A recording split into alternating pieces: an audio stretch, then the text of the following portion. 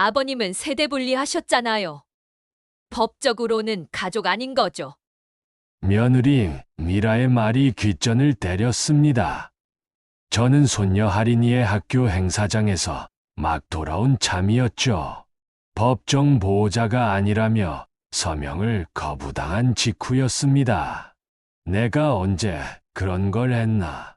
작년 말에 처리했어요. 세금이랑 복지 혜택 때문에요.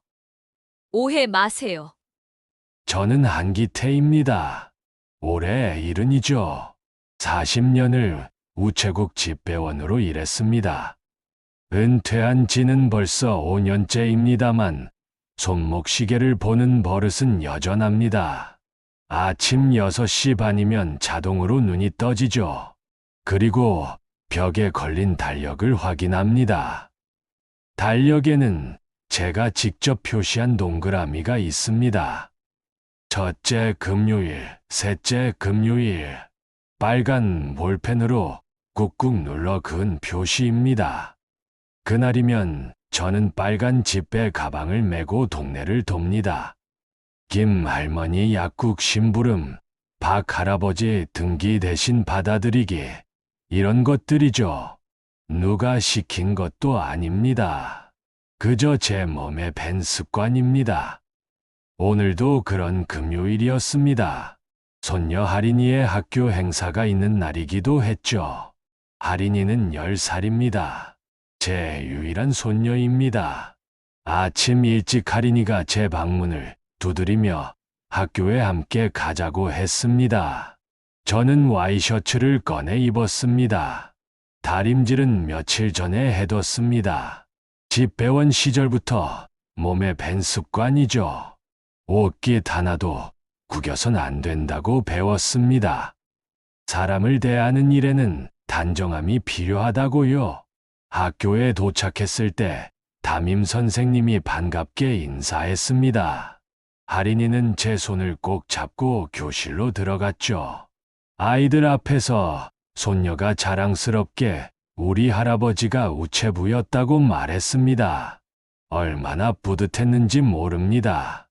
가슴이 따뜻해졌죠. 하지만 그 따뜻함은 오래가지 못했습니다. 행사가 끝나고 서류에 서명을 해야 했습니다. 체험학습 동의서였죠. 담임 선생님이 서류를 내밀었다가 멈칫했습니다. 법정 보호자가 아니면 서명이 안 된다는 얘기였습니다. 주민등록상 같은 세대가 아니라는 이유였죠. 순간 귀가 멍해졌습니다. 저는 손녀의 할아버지입니다. 법정 보호자가 아니라니 무슨 말입니까? 담임 선생님도 난처한 표정이었지만 규정이 그렇다고 했습니다. 집에 돌아와 며느리 미라에게 조용히 물었습니다. 세대 분리가 됐다는 얘기를 들었다고요. 그때 미라가 그 말을 했던 겁니다. 법적으로는 가족 아닌 거라고요. 그 말이 가슴에 박혔습니다. 법적으로는 가족 아닌 거죠. 그 말이 계속 맴돌았습니다. 저는 아무 말도 하지 못했습니다. 그저 빨간 집배 가방의 끝만 만지작거렸죠. 그날 밤 잠이 오지 않았습니다. 천장을 보며 생각했습니다.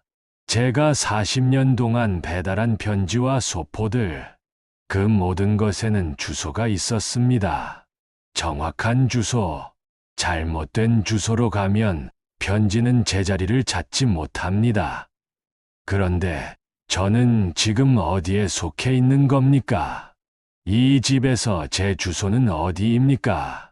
다음 날 아침 달력을 보며 다시 한번 빨간 동그라미를 확인했습니다. 첫째 금요일, 셋째 금요일. 제가 40년간 지킨 약속의 표시입니다. 그런데 제 가족은 저와의 약속을 지켰습니까? 손수 그린 배달 지도를 꺼내봤습니다. 구석구석 손때가 묻은 종이입니다. 이 동네 어느 집에 누가 사는지, 언제 부재 중인지 모두 적혀 있죠. 40년의 기록입니다. 지도 한쪽에는 특별히 표시된 날짜들이 있었습니다. 첫째와 셋째, 금요일마다 방문하는 집들의 목록이었죠. 김 할머니 댁은 혈압약 받는 날, 박 할아버지 댁은 연금 받는 날, 하나하나 정확히 기록돼 있었습니다. 그런데 제 가족에게 저는 기록조차 되지 않은 사람이었습니다. 법적으로는 말이죠. 빨간 가방을 보며 생각했습니다. 이 가방에 담아 배달할 것은 이제 무엇일까요? 제 남은 인생에는 어떤 주소를 써야 할까요? 할인이가 만들어준 스티커가 가방에 붙어 있었습니다. 할아버지 택배. 삐뚤삐뚤한 글씨지만 정성이 느껴지는 글씨였죠. 작년 미술 시간에 만들었다며 신나서 가져온 것이었습니다. 저는 그 스티커를 손으로 쓰다듬었습니다. 아직 답을 찾지 못했습니다. 하지만 한 가지는 분명해졌습니다. 편지는 주소가 분명해야 제자리로 간다는 것. 그리고 저도 이제 제 주소를 다시 써야 한다는 것.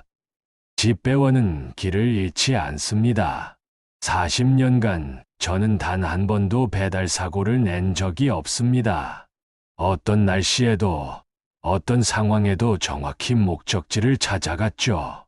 폭설이 내린 겨울날에도, 장마로 길이 끊긴 여름날에도 배달을 완수했습니다. 그게 제 자부심이었습니다. 이번에도 그럴 겁니다. 제 인생의 마지막 배달 정확하게 해낼 겁니다.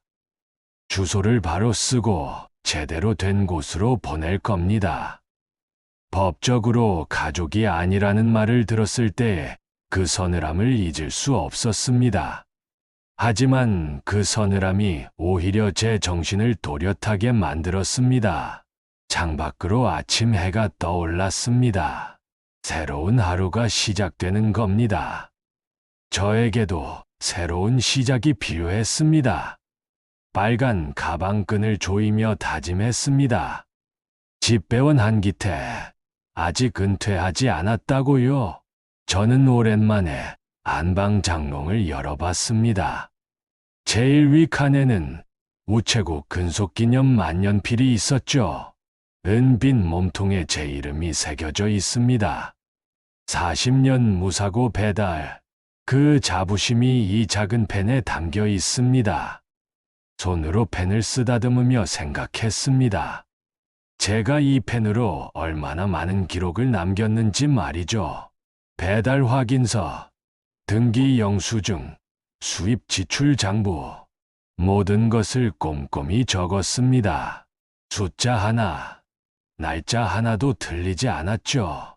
우체국에서는 제 장부를 모범 사례로 삼았습니다.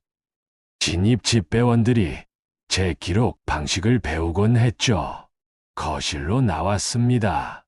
식탁이 눈에 들어왔습니다. 이 식탁은 아내와 함께 장만한 것입니다. 15년 전 일이죠. 당시 월급을 2달치 모아서 샀습니다. 아내는 이 식탁이 좋다고 매일 닦았습니다. 식탁 모서리에는 아직도 할인이가 어릴 때 숟가락으로 긁은 자국이 남아 있습니다. 아내는 그 자국을 보며 웃곤 했죠. 손녀가 자란 흔적이라고요. 아내가 떠난 지는 5년이 됐습니다. 폐암이었죠. 병원에서 말기라는 진단을 받았을 때 아내는 담담했습니다. 오히려 저를 위로했죠. 마지막 순간까지 아내는 제 손을 잡고 할인이를 잘 부탁한다고 말했습니다. 저는 고개를 끄덕였습니다. 약속했죠. 아내의 마지막 부탁이었으니까요. 그래서 며느리 미라가 산후조리할 때 제가 집안일을 도맡았습니다. 설거지, 빨래, 청소. 아침 6시에 일어나 죽을 끓였습니다. 미라는 몸조리에만 집중하라고 했죠. 산모는 푹 쉬어야 한다고 배웠습니다. 한 달 내내 새벽같이 일어나 미역국을 끓이고 빨래를 돌리고 집안을 정돈했습니다.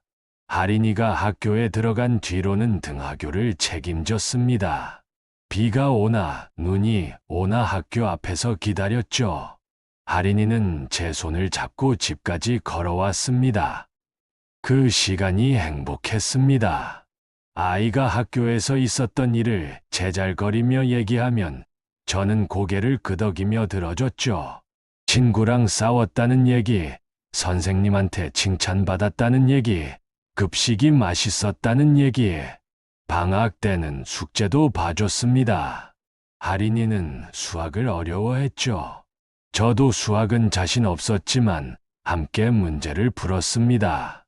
밤늦게까지 책상 앞에 앉아 있었습니다. 할인이가 문제를 풀어내면 함께 기뻐했고, 틀리면 다시 설명해 줬습니다. 그런데 지금 생각해보니 이상합니다.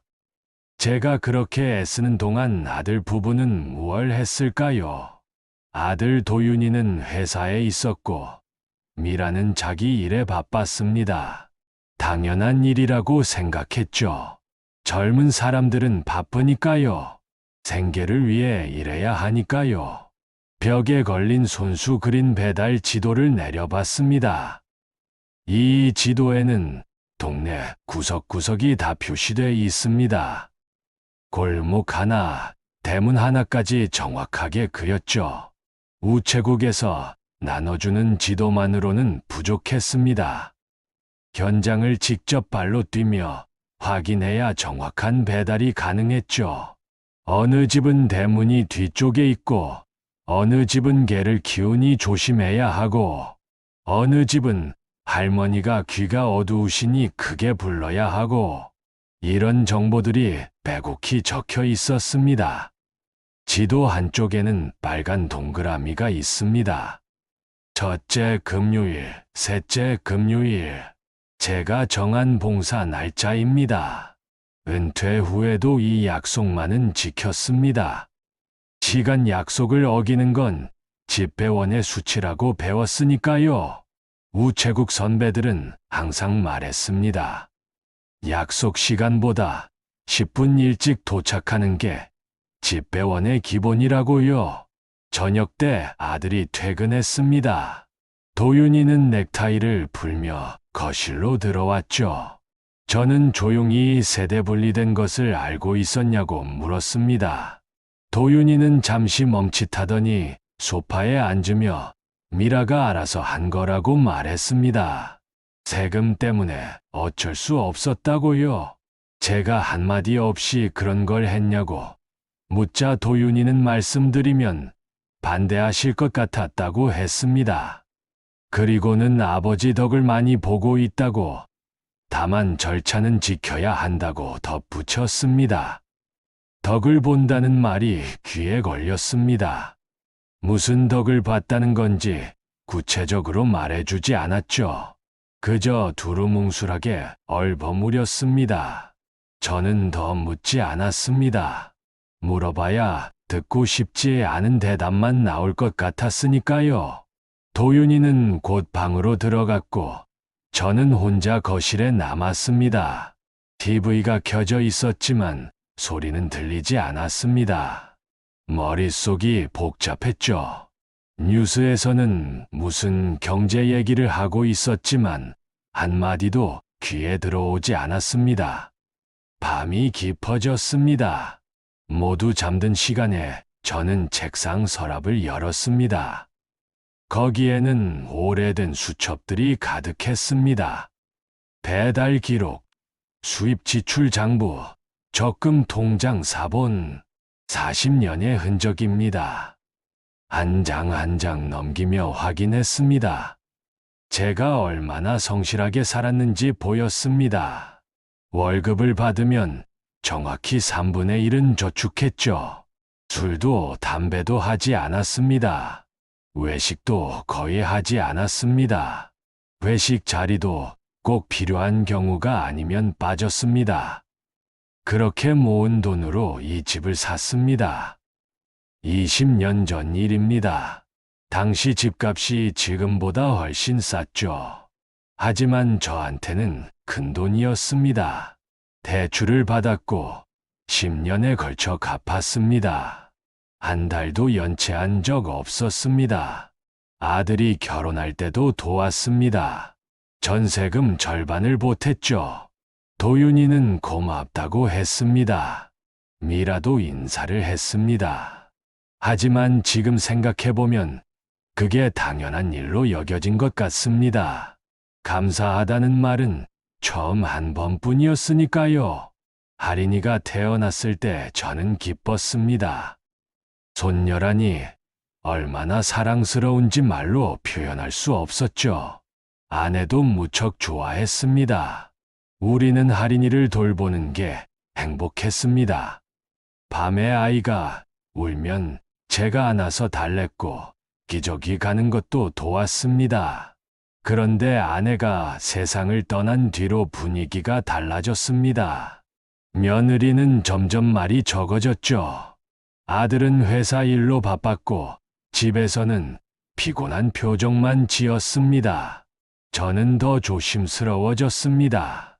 저는 그저 조용히 지냈습니다. 불편하게 하고 싶지 않았으니까요. 아침 일찍 일어나 소리 없이 움직였습니다. 설거지도 밤늦게 했죠.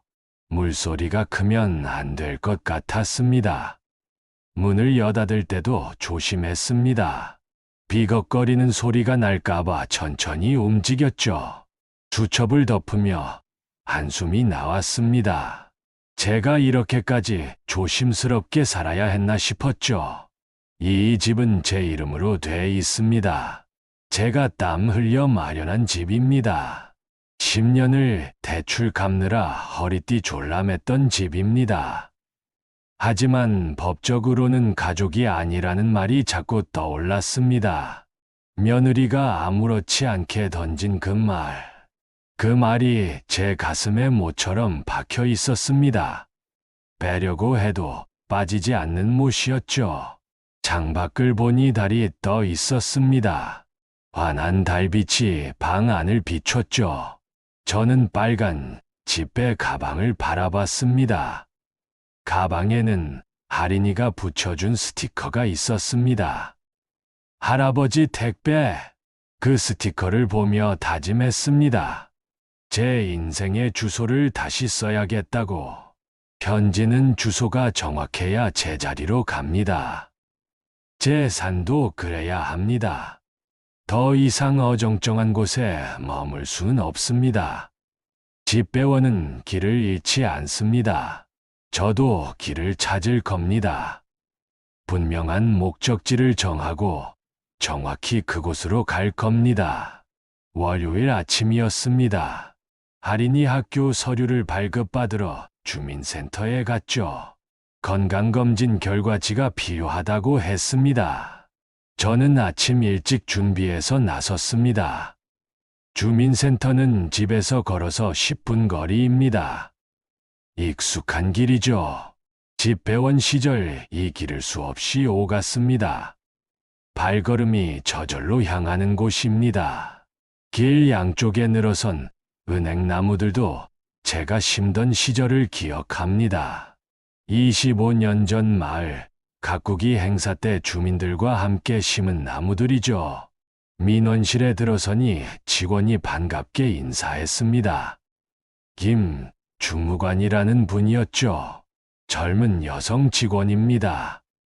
손녀 서류를 떼려고 왔다고 하자 김 주무관은 컴퓨터를 두드리더니 고개를 갸웃했습니다. 저와 하린이가 세대가 분리돼 있다는 겁니다. 위임장이 필요하다고 했죠. 그 말에 가슴이 철렁했습니다. 세대 분리. 그 단어가 또 나왔습니다. 제가 언제 세대 분리를 했냐고 묻자 김 주무관은 화면을 확인하며 작년 12월 23일자로 처리됐다고 말했습니다. 신청인은 최미라 씨라고요. 머리가 멍해졌습니다. 작년 12월 크리스마스 이틀 전이었습니다. 그때 저는 하린이와 케이크를 사러 갔었죠. 미라는 집에 있었습니다. 감기 기운이 있다며 쉬고 있었거든요. 그날 이런 일을 처리했던 겁니다. 긴급 연락처는 어떻게 돼 있냐고 물었습니다. 김 주무관이 다시 화면을 보더니 최미라 씨 번호로 돼 있다고 했습니다. 같은 날 변경됐다고요. 손이 떨렸습니다. 긴급 연락처까지 바꿨다는 겁니까? 제가 쓰러지면 며느리한테 연락이 간다는 얘기입니다. 아들이 아니라 며느리에게요. 제 아들조차 거치지 않는 겁니다. 이게 본인 동의 없이 가능한 거냐고 묻자 김 주무관은 난처한 표정을 지었습니다. 가족이 대리 신청하는 경우가 많다고 서류상 문제는 없다고 말했습니다. 저는 더 이상 묻지 않았습니다. 물어봐야 답은 뻔했으니까요. 합법이라는 거겠죠. 절차상 문제 없다는 거겠죠. 법은 이런 일을 허용하고 있으니까요. 서류를 받아들고 주민센터를 나왔습니다. 하늘이 흐렸습니다. 비가 올 것 같았죠. 발걸음이 무거웠습니다. 올 때는 10분이었는데 돌아가는 길은 훨씬 멀게 느껴졌습니다. 집에 돌아오니 미라가 설거지를 하고 있었습니다. 저는 현관에서 신발을 벗으며 주민센터 다녀왔다고 조용히 말했습니다. 미라는 서류 잘 받았냐고 물었죠. 저는 세대분리 얘기를 들었다고 말했습니다. 미라의 손이 잠시 멈췄습니다. 하지만 곧 다시 설거지를 계속했죠. 별일 아니라는 듯 그거냐고 대답했습니다. 작년 12월에 했다고 제가 모르게 처리했다고 말하자 미라는 수건으로 손을 닦으며 돌아봤습니다. 얼굴에는 미안한 기색이 전혀 없었습니다. 어르신 혜택이랑 세금 때문에 합리적으로 정리한 거라고 했습니다. 오해하지 말라고요.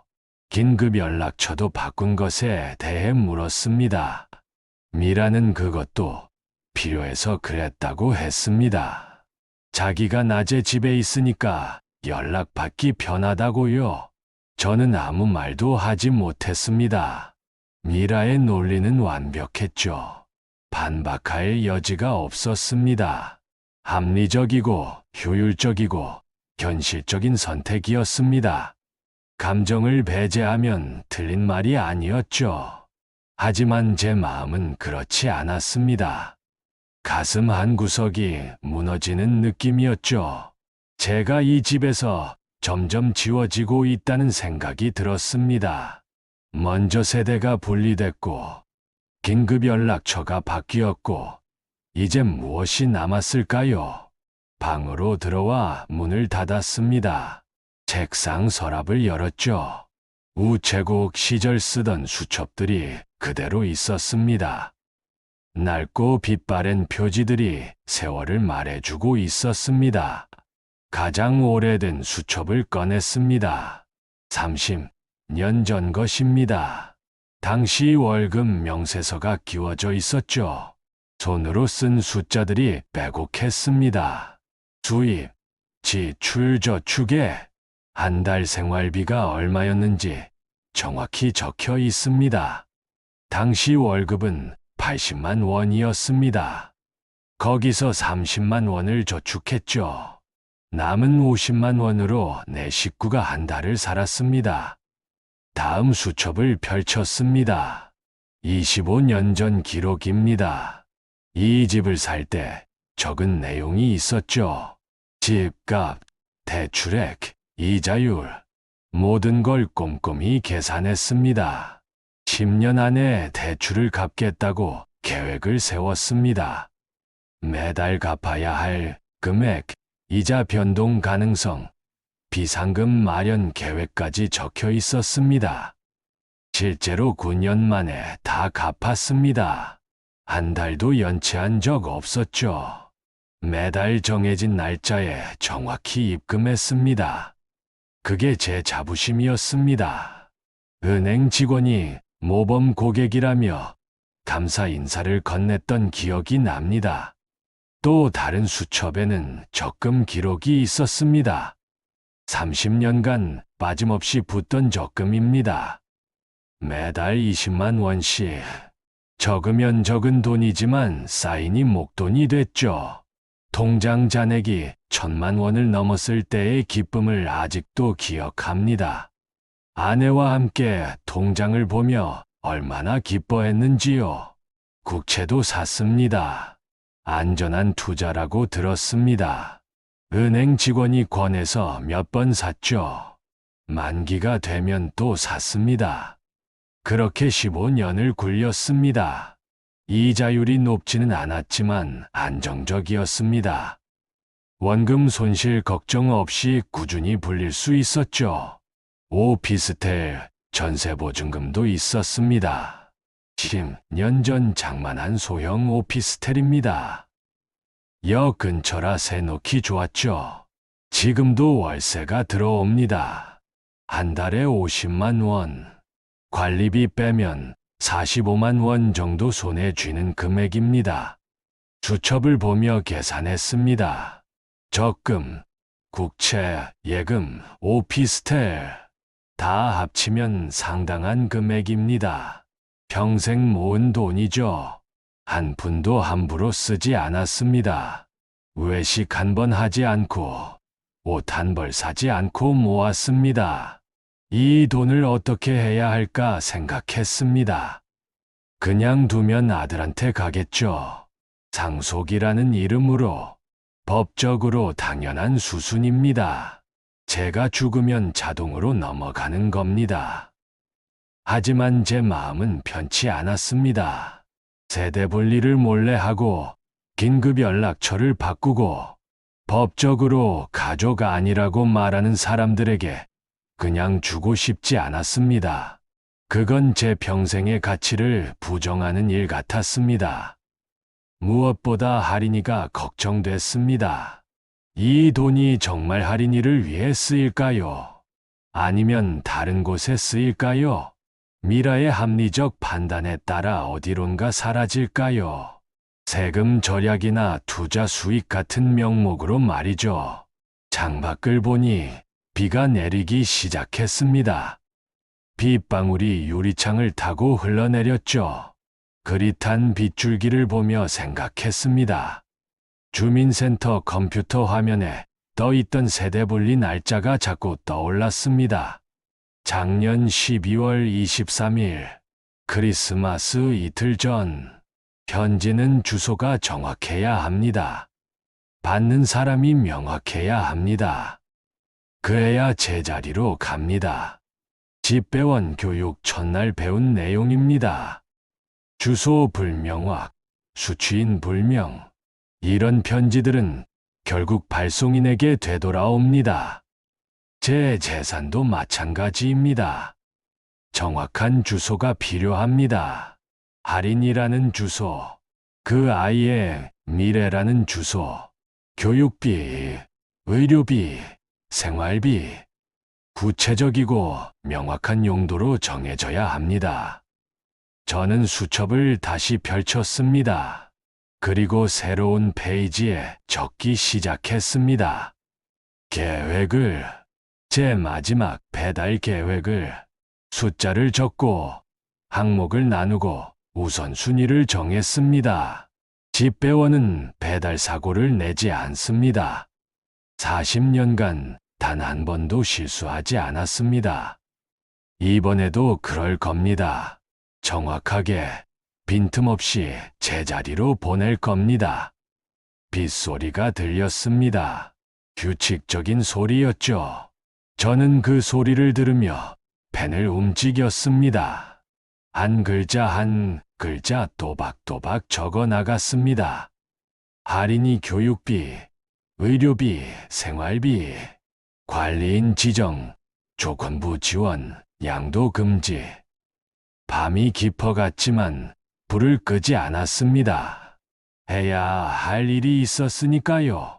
빗소리는 계속됐고 제 펜도 쉬지 않고 움직였습니다.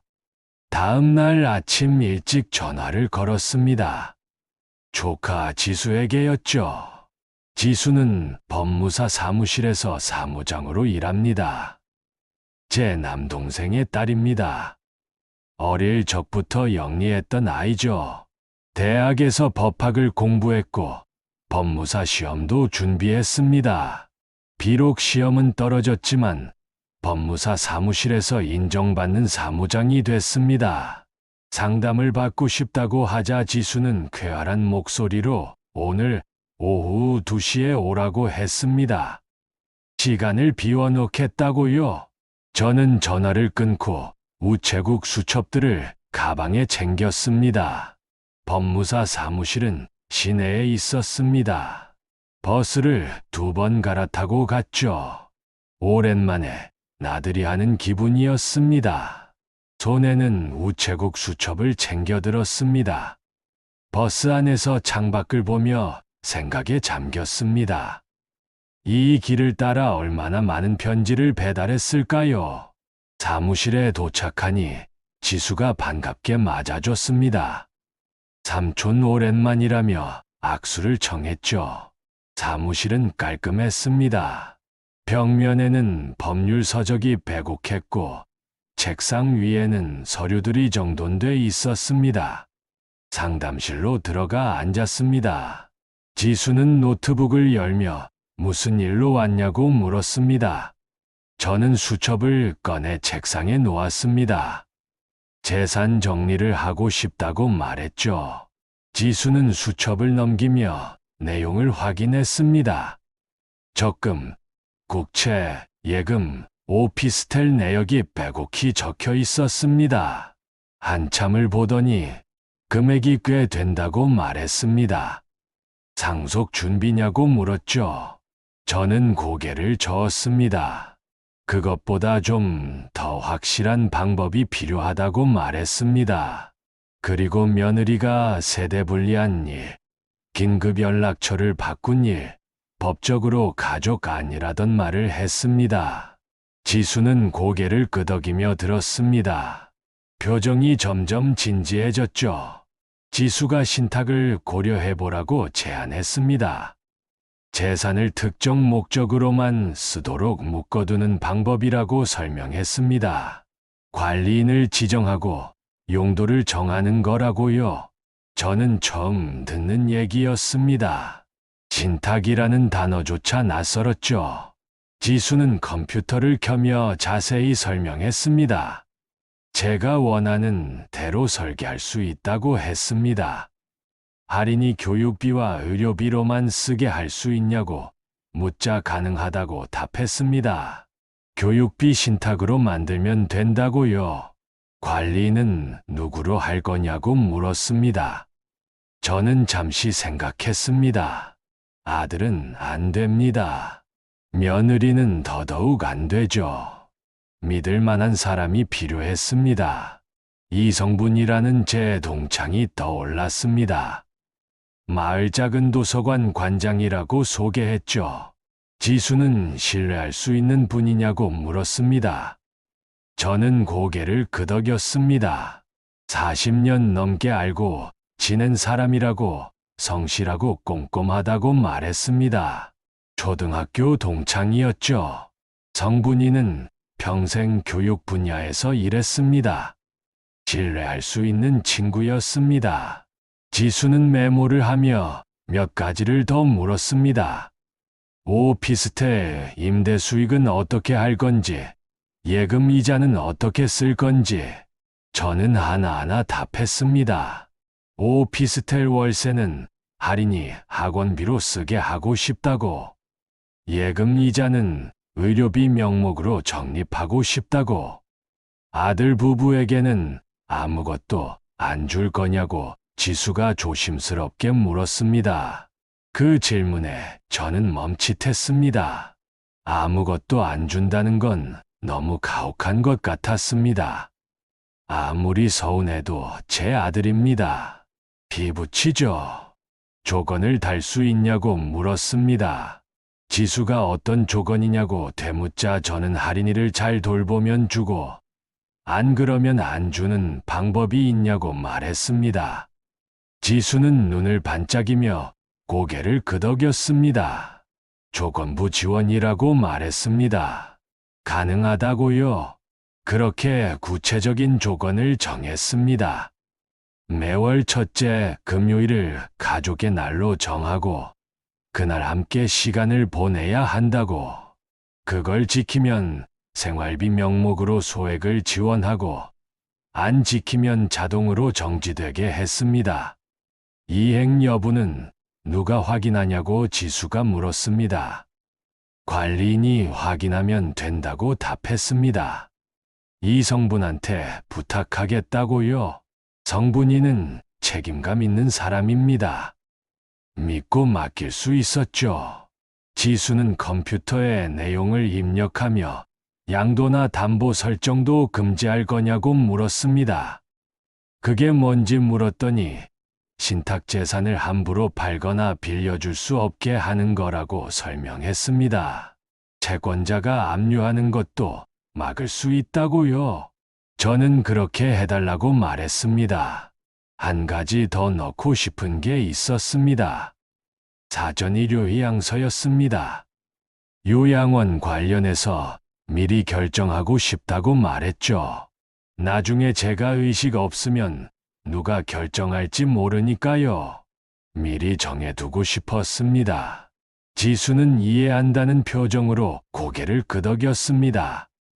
그리고 사전의료의향서 양식도 출력했죠. 연명치료, 호스피스, 장례 방식까지 제가 원하는 대로 적을 수 있다고 설명했습니다. 모든 서류를 확인하는데 1시간이 걸렸습니다. 지수는 하나하나 설명해줬고 저는 꼼꼼히 읽었습니다. 집배원 시절 배운 습관입니다. 서류는 반드시 확인하고 서명해야 한다고요. 배달 확인서 한 장도 대충 보지 않았습니다. 언제 시행할 거냐고 지수가 물었습니다. 빠를수록 좋다고 답했습니다. 일주일 정도 걸릴 거라고 했습니다. 서류 준비하고 신탁 등록하고 저는 고맙다고 인사했습니다. 사무실을 나와 버스 정류장으로 걸어갔습니다. 하늘이 맑았습니다. 구름 한 점 없었죠. 가슴이 후련했습니다. 오랜만에 느끼는 홀가분함이었습니다. 집에 돌아와 수첩을 펼쳤습니다. 오늘 날짜 옆에 적었습니다. 신탁 상담 완료. 실행 예정일 일주일 후. 만년필로 또박또박 적었습니다. 그리고 달력을 봤습니다. 첫째, 금요일에 그려놓은 빨간 동그라미가 보였죠. 이제 그날은 새로운 의미가 될 겁니다. 가족의 날. 아들 부부가 지킬지 안 지킬지는 그들에게 달렸습니다. 저는 기회를 주는 겁니다. 마지막 기회를요. 편지를 제대로 받을 기회. 가족이라는 이름의 의미를 다시 생각할 기회. 창밖을 보니 석양이 지고 있었습니다. 붉은 노을이 하늘을 물들였죠. 저는 그 노을을 보며 생각했습니다. 40년간 편지를 배달했습니다. 단 한 번도 잘못 배달한 적 없습니다. 이번에도 마찬가지입니다. 제 재산이라는 편지를 정확한 주소로 보낼 겁니다. 할인이라는 주소로요. 그리고 아들 부부에게는 조건이 적힌 편지를 보낼 겁니다. 받을지 말지는 그들의 선택입니다. 집배원은 편지를 전할 뿐입니다. 받는 건 수취인의 몫이죠. 일주일이 빠르게 지나갔습니다. 그동안 저는 평소처럼 지냈습니다. 아침 6시 반에 일어나고 산책하고 동네 심부름을 다녔죠. 아무도 제 속을 눈치채지 못했습니다. 표정 관리는 집배원의 기본입니다. 어떤 날씨에도 어떤 일이 있어도 차분한 얼굴로 배달을 다녔으니까요. 지수한테서 연락이 왔습니다. 서류가 다 준비됐다고 했죠. 신탁 등록도 완료됐다고 합니다. 이제 서명만 하면 실행된다고요. 내일 오전에 오라고 했습니다. 전화를 끊고 달력을 봤습니다. 내일은 목요일입니다. 그리고 모레는 첫째, 금요일이죠. 제가 표시해둔 빨간 동그라미가 있는 날입니다. 우연치고는 묘한 타이밍이었습니다. 빨간 지폐 가방을 꺼냈습니다. 오래된 가방이지만 튼튼합니다. 40년을 함께한 동료죠. 가방 천은 군데군데 색이 바랬지만 끈은 여전히 견고했습니다. 가방 앞면에는 할인이가 붙여준 스티커가 있었습니다. 할아버지 택배. 삐뚤삐뚤한 글씨지만 정성이 가득했습니다. 할인이는 작년에 이걸 만들어줬죠. 미술 시간에 만들었다고 했습니다. 색연필로 우체부 모자를 그리고 할아버지 얼굴을 그렸습니다. 웃고 있는 얼굴이었죠. 스티커를 손으로 쓰다듬었습니다. 표면이 약간 닳았지만 그림은 선명했습니다. 할인이가 이걸 주던 날이 생각났습니다. 학교에서 돌아오자마자 제 방으로 뛰어와 가방에 붙여줬죠. 이제 할아버지 전용 택배 가방이라고 말하며 웃었습니다.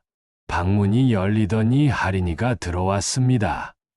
학교에서 돌아온 참이었죠. 가방을 보더니 제가 만든 스티커가 아직도 붙어 있다고 기뻐했습니다. 저는 당연하다고 할아버지 보물이라고 말했습니다. 할인이가 달력을 가리켰습니다. 모레가 금요일이라고, 첫째 금요일이라고 말했죠. 저와 함께 동네 심부름 다니고 싶다고 했습니다. 학교는 어쩌냐고 물으니 오후 수업만 있다고 했습니다. 점심 먹고 가면 된다고요. 저는 그럼 같이 가자고 말했습니다. 할인이가 손뼉을 치며 기뻐했습니다. 자기도 할아버지 택배를 도와주겠다고 신나서 말했죠. 아이는 곧 방을 나갔고 저는 가방을 내려다봤습니다. 그날 밤 잠이 오지 않았습니다. 침대에 누워 천장을 봤습니다. 내일이면 모든 게 바뀝니다. 신탁이 실행되면 제 재산은 더 이상 제 마음대로 할 수 없습니다. 법적으로 묶이는 겁니다. 하지만 후회는 없었습니다. 이게 맞는 길이라고 생각했죠. 할인이를 위한 길, 제 자부심을 지키는 길, 집배원으로서 마지막 배달을 제대로 하는 길. 다음 날 아침 법무사 사무실에 갔습니다. 지수가 서류를 펼쳐놓고 기다리고 있었습니다. 신탁계약서, 재산 목록, 관리인, 위촉장, 조건부 지원 약정서. 여러 장의 서류가 놓여 있었죠. 하나하나 읽으며 확인했습니다. 시간이 꽤 걸렸습니다. 지수는 조급해하지 않았습니다. 천천히 읽으라고, 궁금한 거 있으면 물어보라고 말했죠. 저는 집배원답게 꼼꼼히 확인했습니다. 만년필을 꺼냈습니다. 우체국 근속 기념으로 받은 펜이죠. 이 펜으로 40년간 수많은 서류에 서명했습니다. 배달 확인서, 등기 영수증, 특급 우편 수령증. 오늘이 가장 중요한 서명이 될 겁니다. 한기태. 또박또박 적었습니다. 날짜도 정확히 적었죠. 집배원 습관입니다. 서명은 반드시 정자로, 날짜는 반드시 명확하게. 그릿하거나 애매하면 안 됩니다. 지수가 이제 통지서가 관련자들한테 발송될 거라고 말했습니다. 아들한테도 가냐고 묻자 등기로 간다고 답했습니다. 저는 고개를 끄덕였습니다. 등기 우편. 제가 평생 배달하던 것이죠. 이번에는 제가 발송인이 됐습니다. 사무실을 나와 집으로 돌아왔습니다. 현관문을 열고 들어서니 조용했습니다. 아들 부부는 제주도로 가족 여행을 갔습니다. 사흘 일정이라고 했죠. 회사 휴가를 내서 간다고 했습니다. 할인이만 집에 있었습니다. 학교에서 돌아온 참이었습니다.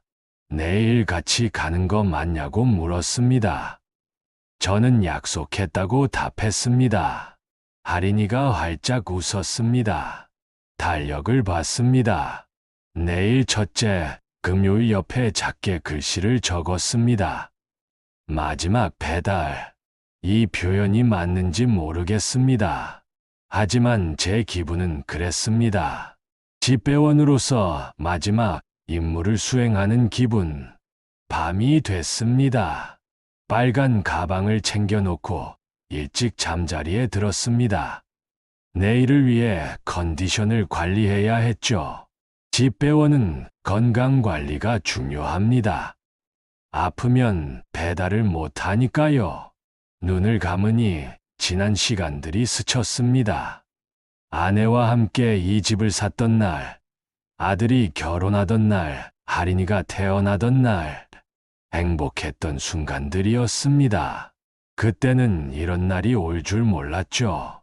하지만 세상 일은 예측할 수 없습니다. 날씨처럼 변합니다. 맑다가도 갑자기 비가 오고 따뜻하다가도 추워지죠. 집배원은 그 모든 날씨를 견뎌야 합니다. 저도 견뎠습니다. 아내를 잃은 슬픔, 며느리의 차가운 말, 세대 분리의 충격, 모두 견뎌냈습니다. 그리고 이제 제 길을 갑니다. 새벽에 눈이 떠졌습니다. 시계를 보니 5시였습니다. 평소보다 일찍 일어났죠. 일어나서 세수하고 옷을 입었습니다. 거울을 보니 70살 노인이 서 있었습니다. 하지만 눈빛만은 또렷했습니다. 거실로 나가니 할인이가 이미 일어나 있었습니다. 너무 신나서 잠이 안 왔다고 했습니다. 저는 할인이 머리를 쓰다듬었습니다. 우리 손녀, 오늘 할아버지 조수 맡아주겠냐고 물었습니다. 할인이가 할아버지 택배 조수라고 대답했습니다. 빨간 가방을 메고 현관으로 나갔습니다. 할인이가 제 손을 잡았습니다. 작고 따뜻한 손이었죠. 문을 열고 나서며 생각했습니다. 오늘이 정말 마지막 배달이 될까요? 아니면 새로운 시작이 될까요? 아직은 모릅니다. 하지만 한 가지는 확실합니다. 집배원은 실수하지 않습니다. 40년간 그랬듯이 오늘도 그럴 겁니다. 정확한 배달, 정확한 주소, 정확한 시간. 모든 것이 제자리를 찾을 겁니다. 금요일 저녁이었습니다. 아들 부부가 제주도에서 돌아왔습니다. 현관문이 열리고 캐리어 끄는 소리가 들렸죠. 저는 거실 소파에 앉아 있었습니다. 손에는 우체국 수첩을 들고 있었습니다. 도윤이가 먼저 들어왔습니다. 얼굴이 그을렸습니다. 여행을 즐긴 모양이죠. 미라도 뒤따라 들어왔습니다. 선글라스를 머리에 걸치고 있었습니다. 두 사람 모두 편안한 표정이었습니다. 도윤이는 캐리어를 놓고 거실로 왔습니다. 집에 있었냐고 물었습니다. 저는 있었다고 짧게 답했습니다. 그때 도윤이가 현관 신발장 위에 놓인 등기 우편을 발견했습니다. 법무사 사무실에서 온 봉투였습니다. 굵은 글씨로 중요라고 적혀 있었죠. 도윤이는 봉투를 뜯었습니다. 서류를 꺼내 읽기 시작했죠.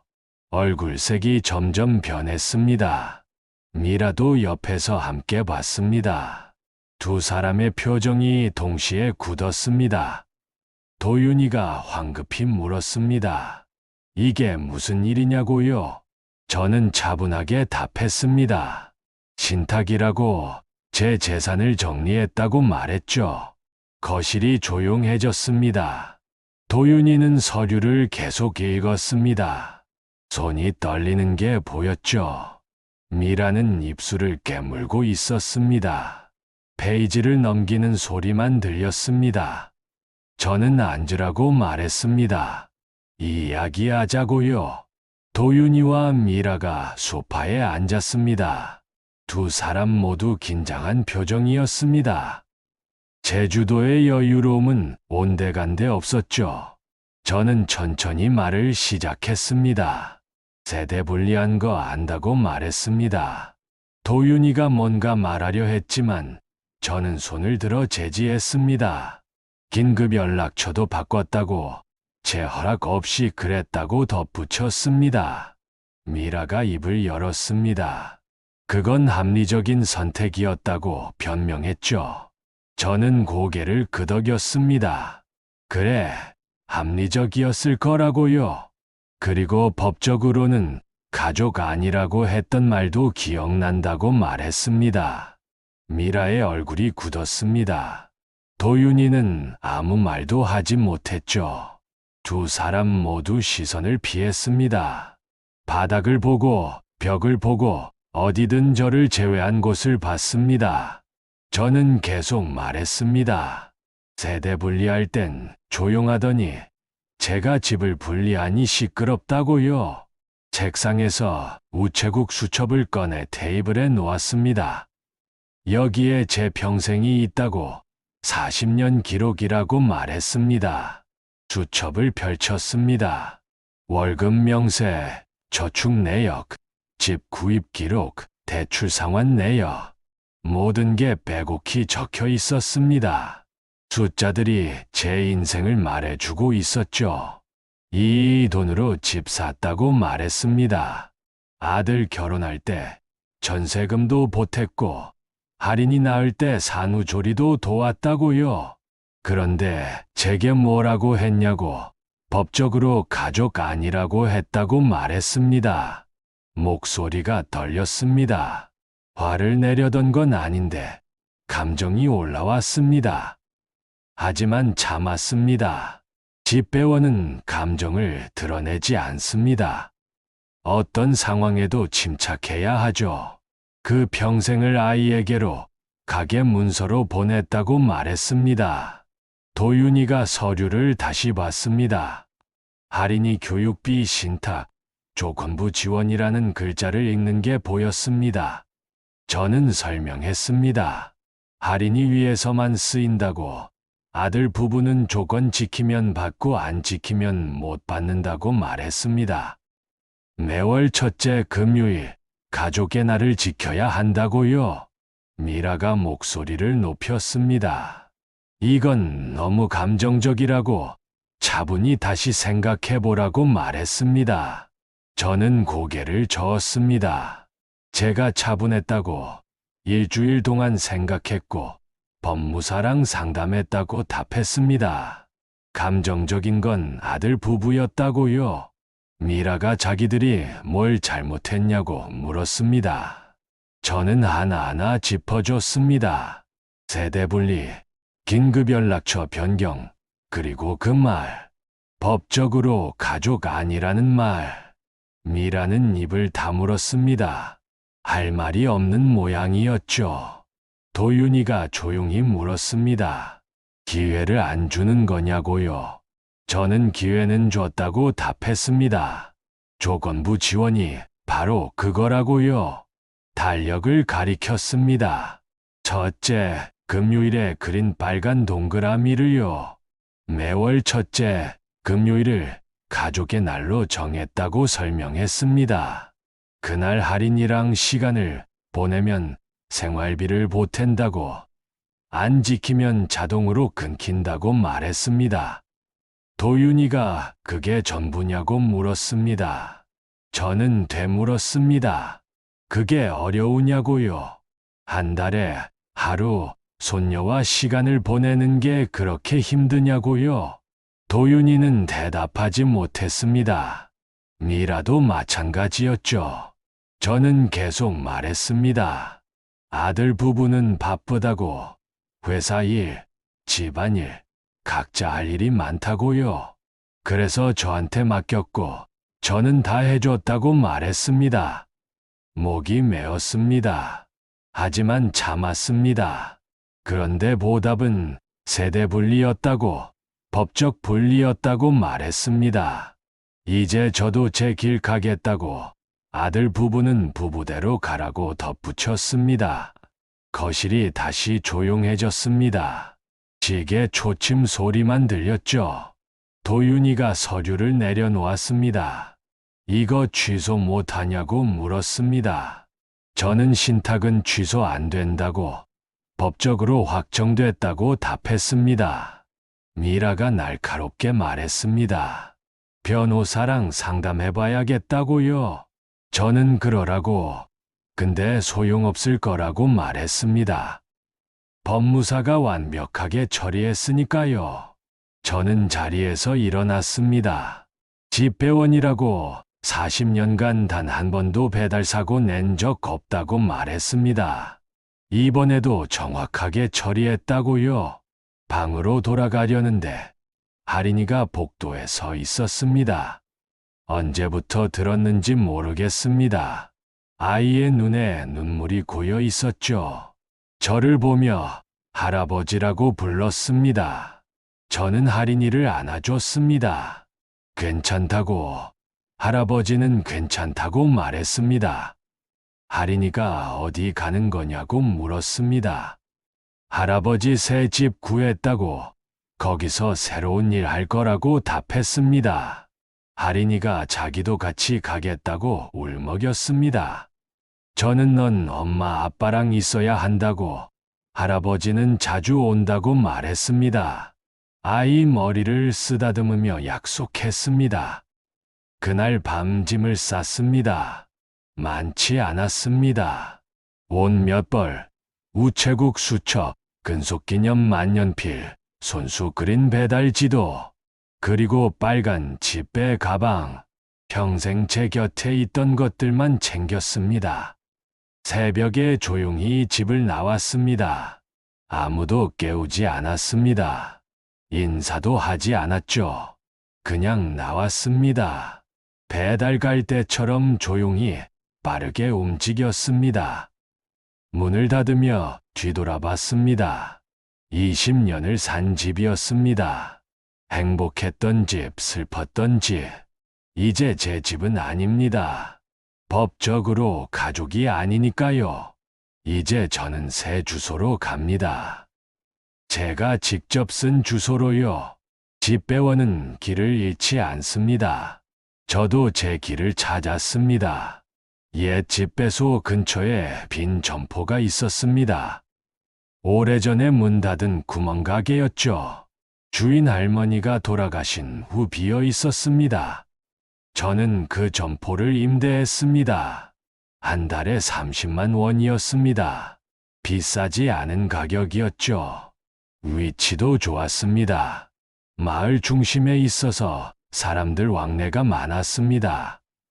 점포를 청소하는데 사흘이 걸렸습니다.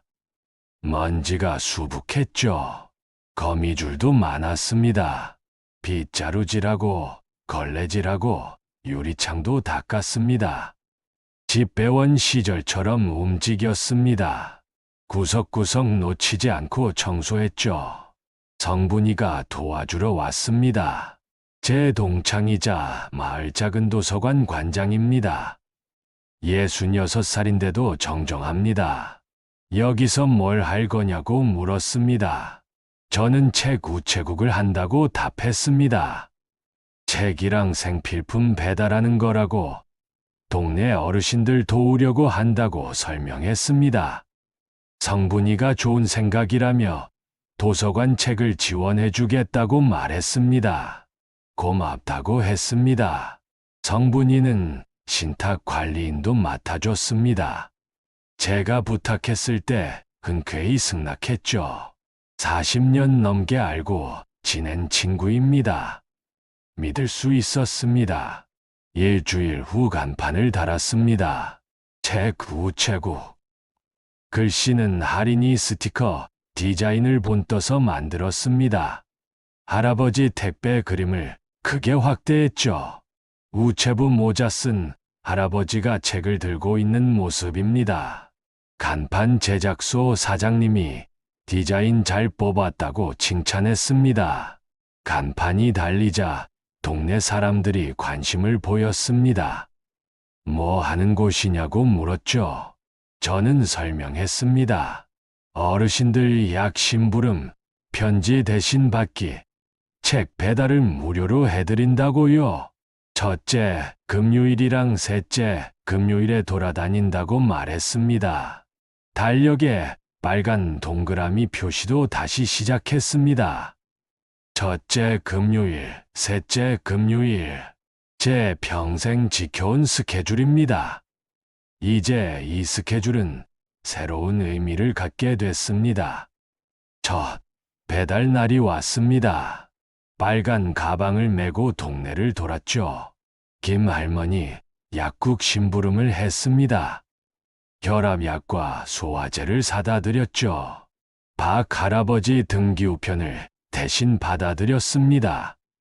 연금 통지서였습니다. 그리고 책도 배달했습니다. 성분이가 준비해준 책들이었죠.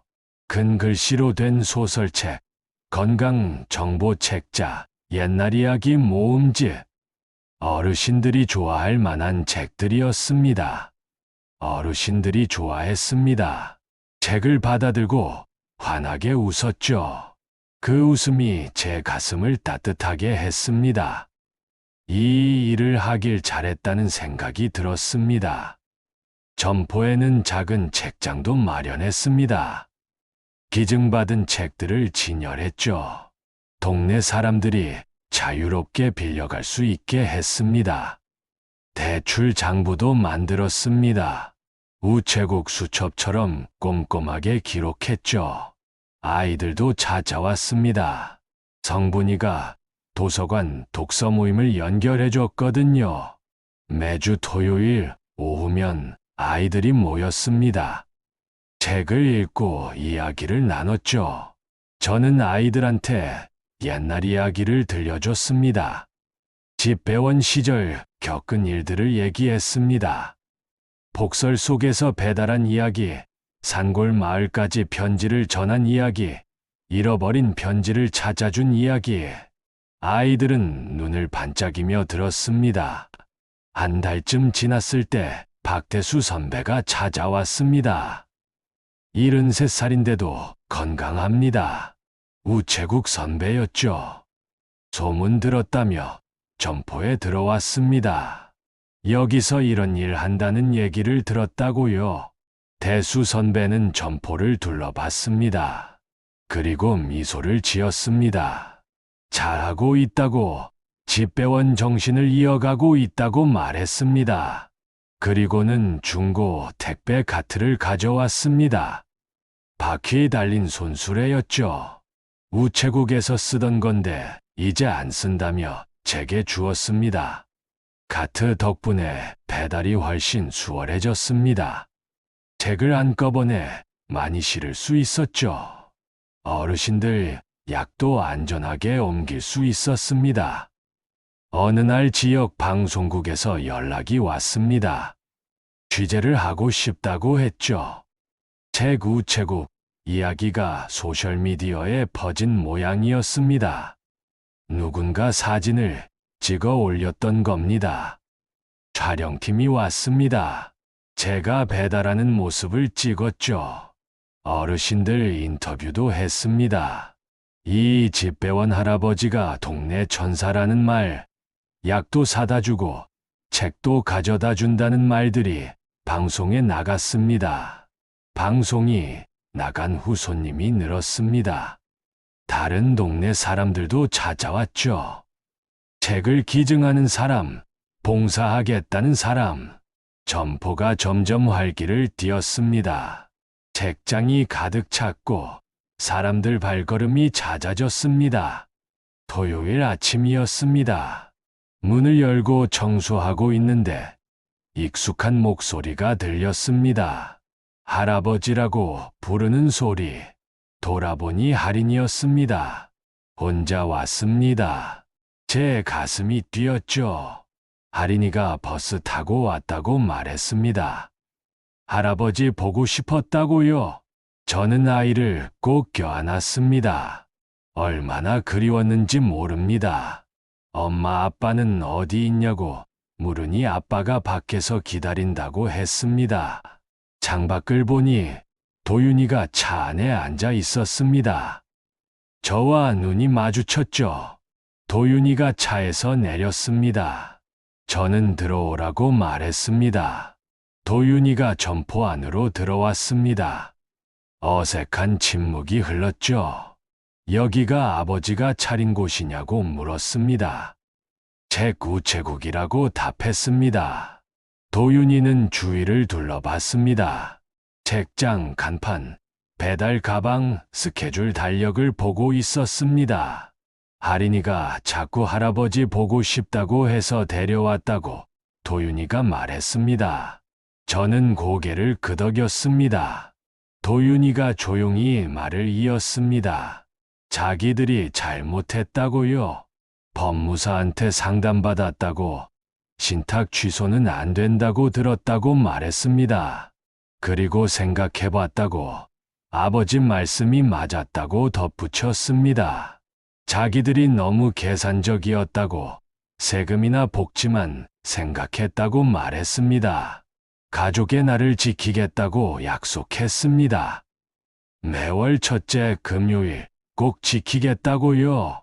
저는 고개를 끄덕였습니다. 용서한다는 말은 하지 않았습니다. 시간이 필요했죠. 하지만 기회는 주고 싶었습니다. 할인이가 간판을 보며 소리쳤습니다. 자기가 만든 그림이라고요. 저는 그렇다고 내 그림을 간판으로 만들었다고 말했습니다. 할인이가 신나서 뛰어다녔습니다. 그날 할인이는 하루 종일 책 우체국에 있었습니다. 책 정리를 도왔고, 손님들한테 인사했고, 배달 가방에 스티커도 하나 더 붙여줬습니다. 새로 그린 스티커였습니다. 저녁 때 도윤이가 할인이를 데리러 왔습니다. 헤어질 때 할인이가 다음 주 금요일에 또 오겠다고 말했습니다. 가족의 날이라고요. 저는 기다리겠다고 답했습니다. 도윤이도 인사했습니다. 다음 주에 가족 모두 오겠다고 말했습니다. 차가 떠나는 걸 지켜봤습니다. 가슴이 먹먹했습니다. 복잡한 감정이었죠. 점포로 돌아와 달력을 봤습니다. 다음 주 첫째 금요일에 빨간 동그라미가 그려져 있었습니다. 가족의 날, 지킬지 안 지킬지는 이제 아들 부부에게 달렸습니다. 집배원은 인내심이 필요합니다. 배달지를 찾을 때까지, 받는 사람을 만날 때까지 기다려야 하죠. 저도 기다리겠습니다. 창밖으로 노을이 졌습니다. 붉은 하늘이 아름다웠습니다. 저는 빨간 집배 가방을 쓰다듬으며 혼잣말했습니다. 편지는 언젠가 제자리로 간다고요. 조금 늦더라도. 첫째, 금요일 아침이었습니다. 평소보다 일찍 일어났죠. 가슴이 두근거렸습니다. 오늘 아들 가족이 온다고 했습니다. 약속을 지킬지 궁금했습니다. 집배원은 약속 시간을 중요하게 여깁니다.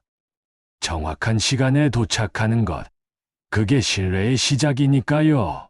책 우체국 문을 열고 청소했습니다. 책장을 정리하고 바닥을 쓸고 유리창을 닦았습니다. 손님을 맞이하는 마음이었죠. 구석구석 먼지를 털어내고 책들을 가지런히 정렬했습니다. 10시쯤 됐을 때 차 소리가 들렸습니다. 창밖을 보니 도윤이네 차였습니다. 정확히 약속 시간이었습니다. 문이 열리고 할인이가 뛰어내렸습니다. 뒤따라 도윤이와 미라도 내렸습니다. 미라는 어색한 표정이었지만 인사를 했습니다. 미라가 손에 든 봉투를 내밀었습니다. 도시락을 싸왔다고 같이 먹자고 말했습니다. 저는 고맙다고 답했습니다. 도윤이가 차에서 짐을 꺼냈습니다. 봉사활동 조끼였습니다. 네 벌이나 됐죠. 오늘 자기들이 배달을 돕겠다고 말했습니다. 가족의 날이니까 함께하고 싶다고요.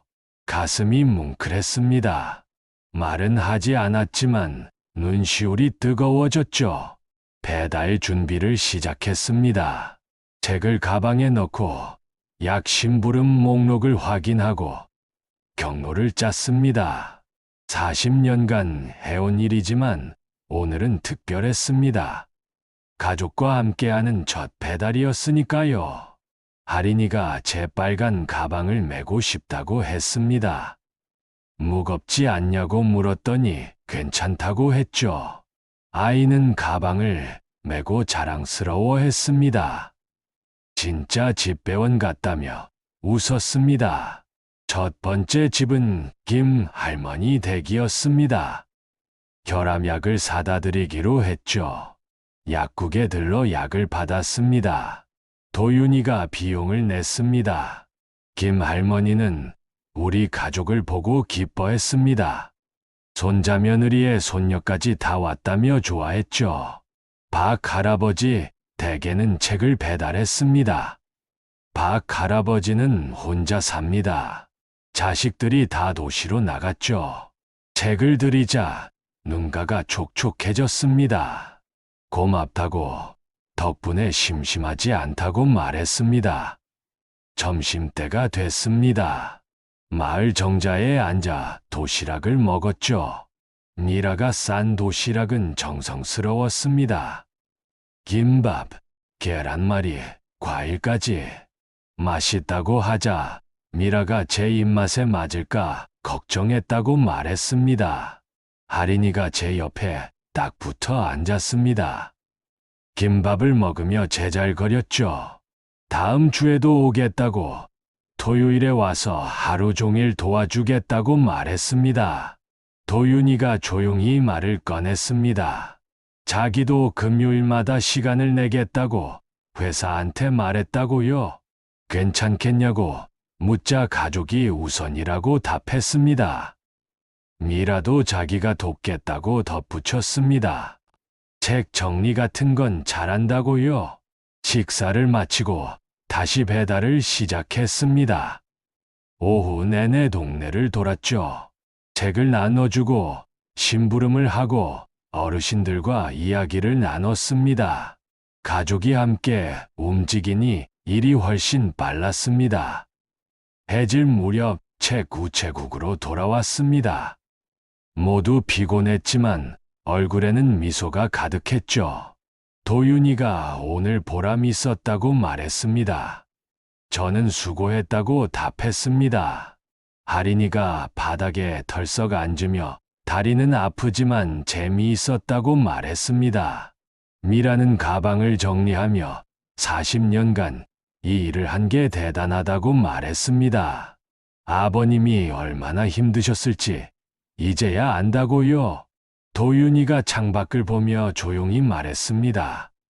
자기들이 정말 몰랐다고, 이 일이 얼마나 힘들고 중요한지 몰랐다고요. 저는 이제 알았으면 됐다고 답했습니다. 저녁이 됐습니다. 근처 식당에서 저녁을 먹기로 했죠.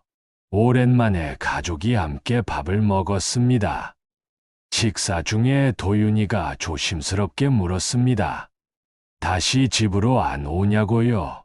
저는 여기가 제 집이라고 답했습니다. 도윤이가 뭔가 말하려 했지만 저는 이어서 말했습니다. 여기서 하고 싶은 일이 있다고, 그리고 아들 부부도 자주 오지 않냐고요. 가족은 같은 집에 산다고 되는 게 아니라고 말했습니다. 함께하는 시간이 중요하다고, 오늘처럼 말이라고요. 도윤이가 고개를 숙였습니다. 매달 첫째 금요일을 잊지 말라고 당부했습니다. 두 사람 모두 약속하겠다고 답했습니다. 집으로 돌아갈 시간이 됐습니다. 할인이가 떠나기 싫다고 했지만 내일 학교가 있었죠. 다음 주 토요일에 오겠다고 약속했습니다. 저는 기다리겠다고 답했습니다. 차가 떠났습니다. 손을 흔들며 배웅했죠. 테일라이트가 사라질 때까지 지켜봤습니다. 제 우체국으로 돌아왔습니다. 조용한 공간이었지만 외롭지 않았습니다. 오늘의 기억이 가득했으니까요. 달력을 봤습니다. 첫째, 금요일에 그린 빨간 동그라미. 그 옆에 작게 적었습니다. 가족의 날 성공. 다음 달 첫째, 금요일에도 동그라미를 그렸습니다. 그리고 그 다음 달에도 계속 그려나갔습니다. 책상 서랍에서 우체국 수첩을 꺼냈습니다. 새 페이지를 펼쳤죠. 그리고 적기 시작했습니다. 제 새로운 인생의 기록을, 책 우체국의 기록을 만년필로 또박또박 적어 내려갔습니다. 첫 문장은 이렇게 시작했습니다. 편지는 주소가 분명하면 제자리로 간다. 나는 늦게야 알았다. 사랑에도 주소가 필요하다는 것을. 창밖으로 달이 떠올랐습니다. 환한 달빛이 점포 안을 비췄죠. 빨간 집배 가방이 빛을 받아 반짝였습니다.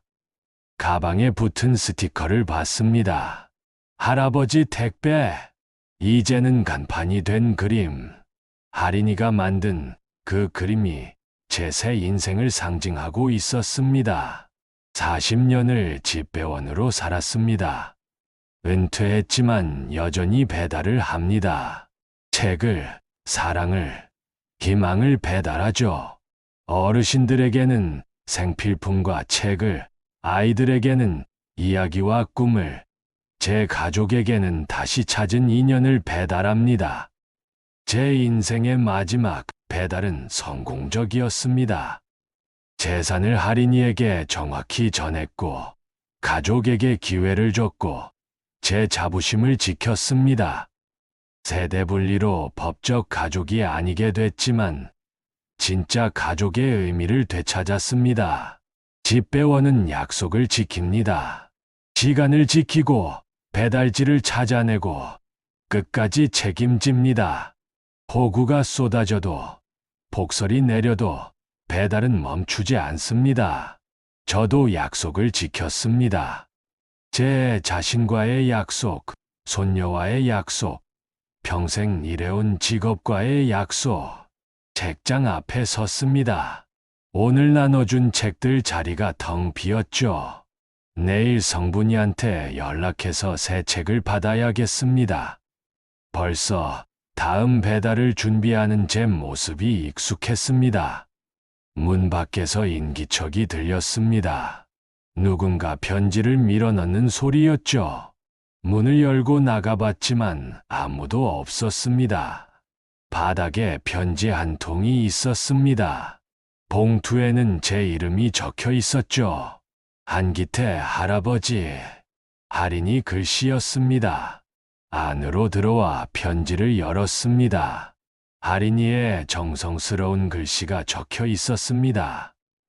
오늘 너무 행복했다는 말. 할아버지랑 배달하는 게 세상에서 제일 재미있다는 말. 커서 할아버지처럼 집배원이 되겠다는 말. 매달 금요일마다 오겠다는 약속. 그리고 마지막에 사랑한다는 말. 편지를 읽으며 눈물이 났습니다. 기쁜 눈물이었죠. 제 인생에서 받은 편지 중 가장 소중한 편지였습니다. 40년간 수만 통의 편지를 배달했지만 제게 온 편지는 손에 꼽을 정도였습니다. 그 중에서도 이 편지가 가장 값진 편지였죠. 편지를 가슴에 품었습니다. 그리고 하늘을 올려다봤습니다. 별이 총총했습니다. 저는 하늘을 보며 아내에게 말을 건넸습니다. 여보, 봤소? 우리 손녀 잘 크고 있어. 약속 지켰어. 바람이 불었습니다. 따뜻한 바람이었죠. 아내가 답하는 것 같았습니다. 잘했다고, 고생했다고, 이제 편히 쉬라고 말하는 것 같았습니다. 내일도 배달이 있습니다. 셋째, 금요일에도 배달이 있습니다. 그리고 다음 달 첫째, 금요일에는 가족의 날이 있습니다. 달력은 계속 채워질 겁니다. 빨간 동그라미로요. 저는 계속 배달할 겁니다. 숨이 붙어 있는 한, 걸을 수 있는 한, 배달을 멈추지 않을 겁니다. 왜냐하면 저는 집배원이니까요. 40년을 배달했고, 앞으로도 배달할 겁니다. 주소가 정확하면 편지는 반드시 제자리로 갑니다. 조금 늦더라도, 길이 험해도 언젠가는 도착합니다. 제 사랑도 그랬습니다. 돌고 돌아 결국 제자리를 찾았습니다. 가족이라는 주소로 돌아왔습니다. 달빛 아래에서 빨간 가방을 쓰다듬었습니다. 내일도 이 가방을 메고 동네를 돌 겁니다. 어르신들을 만나고 아이들과 이야기하고 책을 나눠주고 사랑을 배달할 겁니다. 집배원 한기태, 70살, 여전히 현역입니다. 배달은 계속됩니다. 제 인생이라는 편지도 계속 써내려갑니다. 정확한 주소로, 분명한 목적지로 흔들림 없이 나아갑니다. 이제 저는 압니다. 가족은 법적 서류로 정해지는 게 아니라는 것을, 함께하는 시간으로, 나누는 사랑으로, 지키는 약속으로 만들어진다는 것을. 세대 분리가 저를 가족에서 지웠지만 제 선택이 가족을 다시 만들었습니다. 제 우체국의 불을 끄려다 멈췄습니다. 조금 더 이 공간에 머물고 싶었습니다. 오늘의 여운을 조금 더 느끼고 싶었죠. 의자에 앉아 창밖을 바라봤습니다. 거리는 고요했습니다. 가로등 불빛만 거리를 비추고 있었죠. 이 거리를 40년간 걸었습니다. 비가 오나 눈이 오나 걸었습니다. 그리고 앞으로도 걸을 겁니다. 집배원의 길은 끝이 없습니다. 배달할 편지가 있는 한, 기다리는 사람이 있는 한, 길은 계속됩니다. 제 길도 그렇습니다. 할인이가 있고, 도윤이가 있고, 미라가 있고, 동네 어르신들이 있고, 아이들이 있습니다. 모두가 제 배달을 기다리는 사람들입니다. 그리고 저는 기꺼이 배달하는 사람입니다. 그게 제 자부심이고 제 삶의 의미니까요. 마침내 불을 끄고 문을 잠갔습니다. 하지만 제 마음의 불은 꺼지지 않았습니다. 내일을 향한 기대, 다음 배달을 향한 설렘, 가족과의 약속을 향한 다짐. 모든 게 제 안에서 따뜻하게 타오르고 있었습니다. 집배원 한기태의 배달은 계속됩니다. 주소가 있는 한, 받을 사람이 있는 한, 편지는 계속 전해질 겁니다. 그리고 그 편지 속에는 사랑이 담겨 있을 겁니다. 제자리로 가는 편지처럼 저도 제자리를 찾았습니다.